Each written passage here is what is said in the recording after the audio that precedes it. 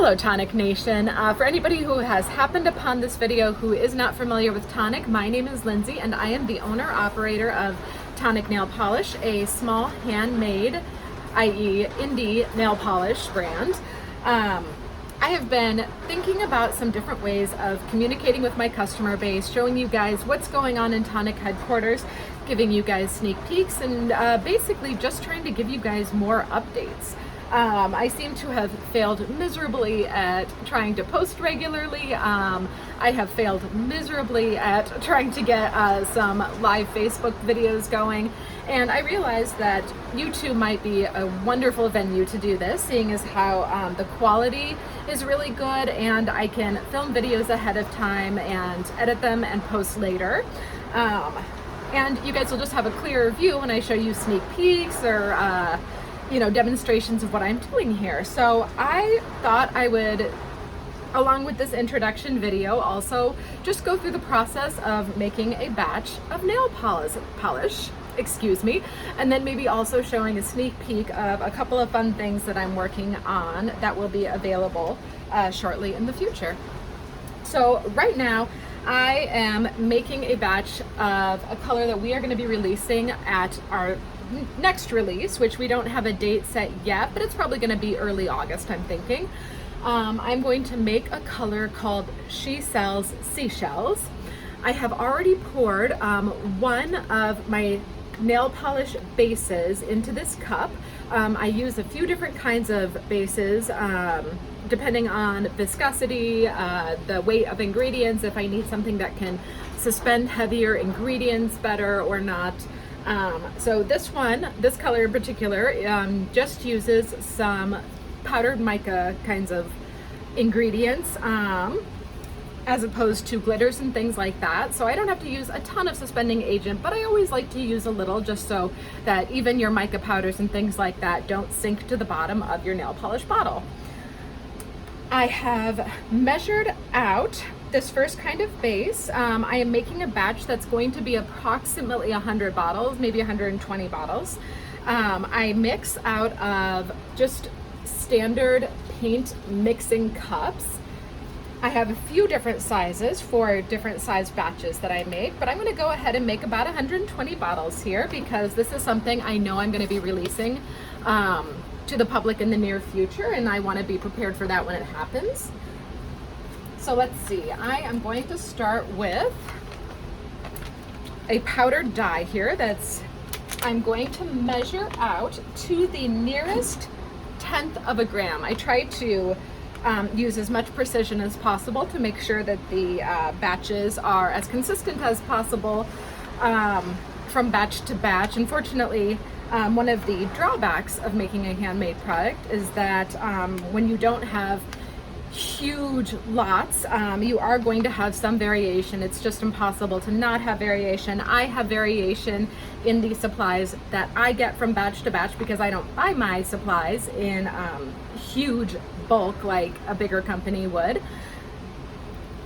But it's all part of the charm of buying a handmade product, I think, as well. So I'm going to go ahead and measure in this first ingredient. Let's see.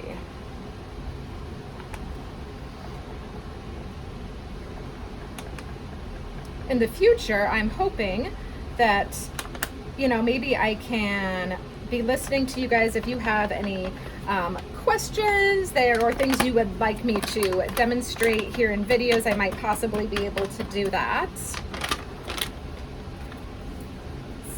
Ingredient number 1, I'm just going to show you what this looks like. I have the powder sitting there on the top of the liquid. I'm going to go ahead and give this a mix just to show you guys what it looks like before I add the next ingredient. I have medical masks that I put over my mouth so that powder that gets kicked up by the mixer doesn't end up getting breathed in.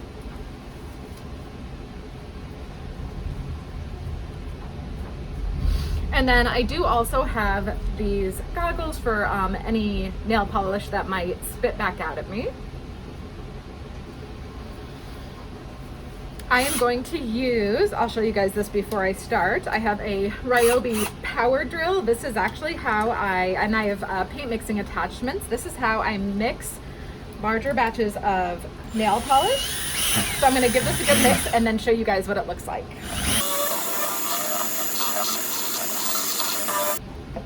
So this is going to change a lot between a couple of ingredients that I'm adding in here, but this is just that first orchid pink powder that I added in here. I just used up all of the powder, but you can see it was this light pink color and it's turned into a much darker orchidy purpley kind of pink when mixed with the nail polish base. This one is actually just full of clumps. I don't know if you can see all of these little dark dots. These are little clumps of pigment that do not easily mix in with the nail polish base. What I'm going to have to end up doing with this batch is straining it, which I will show you guys in a moment, or just give you guys an idea of how I do that. It was not easy to come up with a way of straining out those clumps. I tried a lot of very fine paint strainers and they either took forever or didn't stand up to the nail polish chemicals or just didn't do a good enough job of declumping those ingredients. I should be wearing my mask right now, but I took it off so I could talk. So I got some powder going up in the air here. Here we go.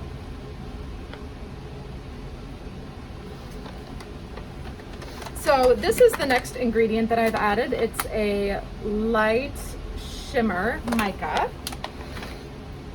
I have that here on top of the pink. I'm going to go ahead and give this a mix and you guys can see the difference between adding those two ingredients, and then I'm going to give it a good strain.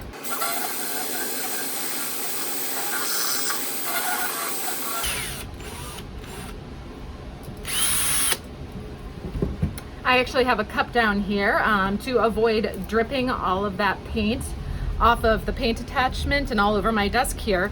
I actually keep an old paint mixing cup that I just give it a good spin in. You can see this is like months of paint buildup from spinning my paint attachment so it doesn't drip immediately when I pull it out of the paint batch. I'm also going to use a silicone spatula to scrape off the sides of my bucket here for any pigments that are still hanging on to the sides of the mixing cup. It's kind of like cooking, isn't it? Which is funny because I am a horrible cook. My husband is the cook in our house. I do not cook almost at all, unless I want some dessert that, you know, he's not a big dessert maker, and so maybe I'll make something sweet for myself. But otherwise, aside from scrambled eggs, I really don't cook anything. So it's kind of funny that I got into nail polish making. So take a look. You can now see how that shimmer has really lightened that base color up. You can see that kind of coppery color from that lighter shimmer shining in the light of my ring light here. So now I'm going to give it a strain. Let me show you guys how I do this. I'm going to get a fresh paint mixing cup right here.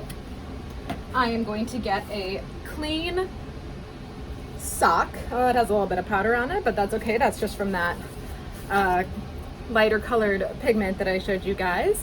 So now I'm going to grab a fresh sock. This is what I use. They are an opaque trouser sock. I got these on clearance from Target. I ordered like 100 packages of these while they were on clearance, so I have these for years and years now. I'm able to put the band of the sock right around the top of my bucket, and I'm just going to pour the polish through that, and using my nitrile gloved hands I'm going to help push the nail polish through, and that should strain out the clumps for us. After that, I will add another base ingredient. I can see all sorts of pigment clumps on the wall of the cup.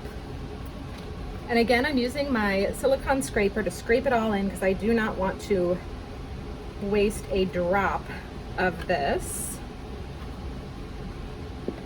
especially because I still have more base to add. I don't want to accidentally lose a bunch of the pigment and then end up with something that's not properly balanced because it now contains less pigment and more base to it. I'll just put that cup down and my spatula, and now let's see if I can show this without making a big mess. Here it is. I just pulled the edge of the sock off the paint mixing cup, and I am just going to use my hand and pull it through.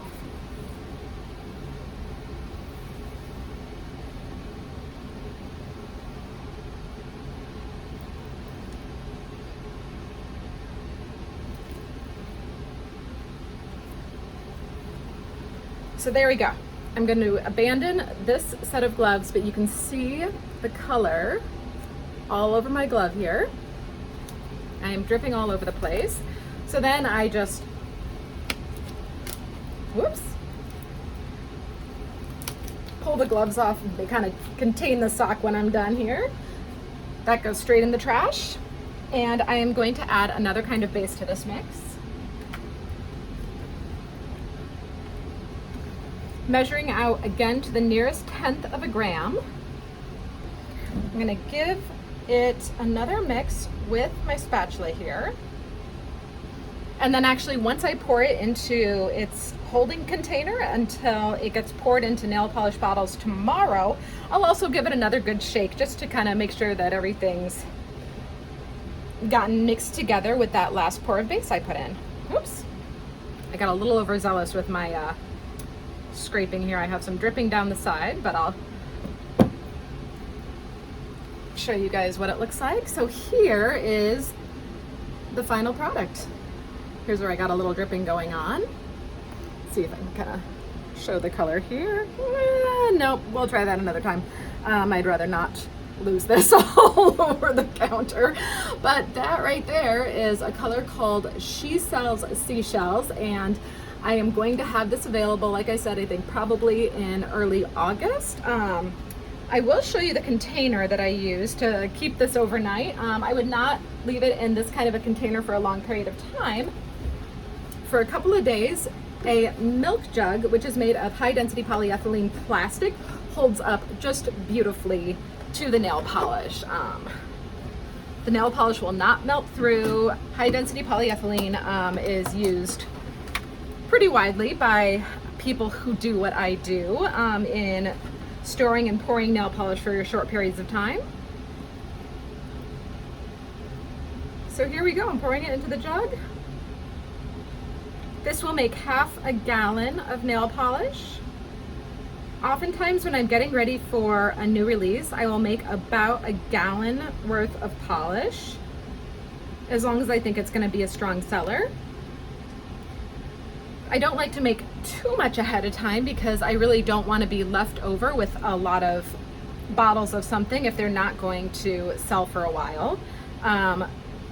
So if I don't think something's going to be a strong seller, I might go a little bit lower than that, but often we will end up releasing a color and I end up having to make additional batches while my second-hand woman Jenna here at Tonic headquarters is fulfilling orders.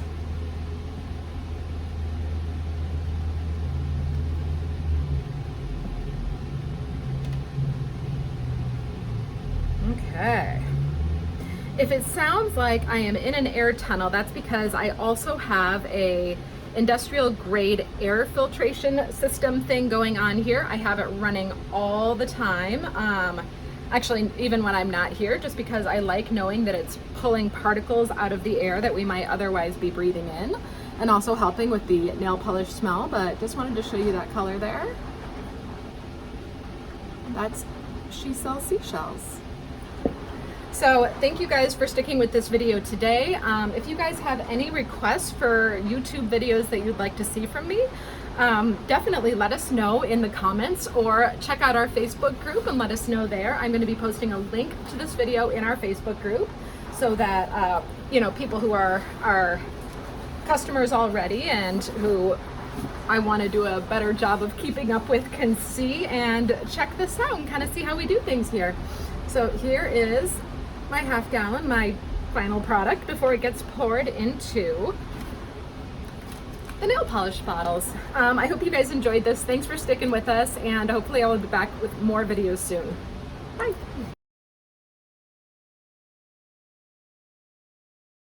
You may have noticed that I promised a sneak peek about some up and coming things and then did not give it. So I am actually packing up a box of a few bottles here for my mom and my sister and my sister-in-law. So I just thought I'd give a quick little sneak peek here. Also going to show you guys, I have, along with some of these sneaky colors. This is our pouring station. Sorry, that's my coffee I just set down here.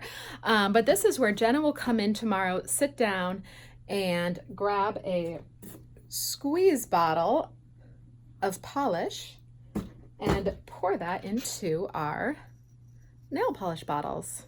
She already has her mixing beads in here ready to go. Those are in there, so when you shake up your bottle of polish, it just helps to mix the polish up before you paint your nails.